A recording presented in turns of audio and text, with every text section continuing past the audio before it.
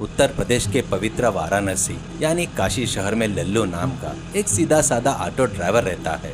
वो एक पुराना ऑटो रिक्शा चलाकर अपने परिवार का पालन पोषण करता था। वाराणसी में देश विदेश से हर रोज हजारों की संख्या में भक्त और पर्यटक आते रहते हैं। लल्लू सभी को अपने ऑटो में बिठाकर घुमाया करता, लेकिन उसके ऑटो में बैठने वाले देसी यानी हमेशा एक ही हंगामा किया करते। एक दिन एक देसी यात्री ऑटो में बैठा और झुंझलाते हुए बोला, क्या भैया लल्लू, तुम्हारे ऑटो के अंदर तो हवा ही नहीं आती, दम घुट के मर जा रहे हैं। पीछे सीट पर बैठने से तो सांस ही नहीं लग रही है। सब अंधेरा अंधेरा है और कोयले की खदान की तरह गर्म है। चीची, थोड़ा सा हवा आने के लिए कम से कम एक छोटा सा पंखा तो लगा दे सकते हैं ना। इतनी गर्मी में हम कैसे सफर करेंगे। दूसरा यात्री भी हाँ में हाँ मिलाते हुए, हाँ भैया, पैसे तो बिल्कुल सही लेते हो, लेकिन ऑटो की हालत देखो, जैसे पूरी तरह बर्बाद हो चुकी है। इस उमस की वजह से मेरी पूरी शर्ट पसीने से भीग गई है। ऐसी बड़बड़ाते हुए दोनों बीच रास्ते में ही उतर गए। लल्लू ने उन दोनों के सामने हाथ जोड़कर नमस्कार करते हुए बोला, भाई साहब, मुझे माफ कर दीजिए। ऑटो तो ऐसा ही होता है ना, हवा आने के लिए मैं क्या करूं, यह मेरा कर्म नहीं था और क्या है। ऐसा कहकर वह सिर पकड़ लेता है। लल्लू के ऑटो में जब विदेशी यात्री यानी फॉरेनर्स बैठते थे तो कहानी पूरी तरह पलट जाती थी।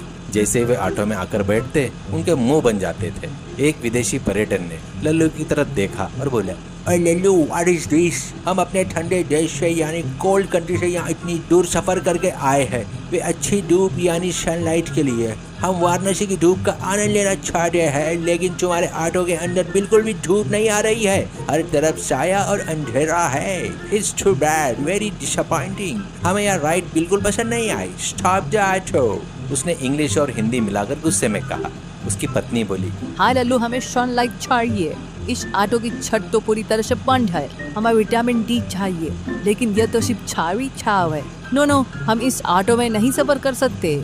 ऐसा कहकर उन्होंने अपनी नाराजगी जताई और गुस्से से उतरकर चले गए। लल्लू अपना सिर पकड़कर सोचने लगा, अरे भाई, मेरी परिस्थिति तो बड़ी अजीब हो गई। एक कहता है कि अंदर हवा नहीं है और दूसरा कहता है कि धूप नहीं है। आखिर इस पुराने ऑटो का मैं क्या करूं? अगर छत हटा देता हूं तो बारिश में भीग जाएंगे, अगर रखता हूं तो ये लोग डांटते हैं। हे भगवान, हवा चाहने वाले देशवासी और धूप चाहने वाले विदेशियों के बीच में पिसती हुई मेरी जिंदगी ऐसे हो गई है। सुबह से ठीक से बोईनी भी नहीं हुई। वो बहुत ही दुखी रहने लगा। एक दिन लल्लू वाराणसी के घाट रोड के किनारे ऑटो रोककर सिर पकड़कर रो रहा था। तभी वहां उसका बचपन का दोस्त मुन्ना आया, जो उस इलाके का सबसे बड़ा मैकेनिक था। लल्लू को रोता हुआ देखकर मुन्ना ने पूछा, अरे लल्लू, क्या हुआ रे? ऑटो का पहिया निकल गया क्या, या इंजन सीज हो गई? इस तरह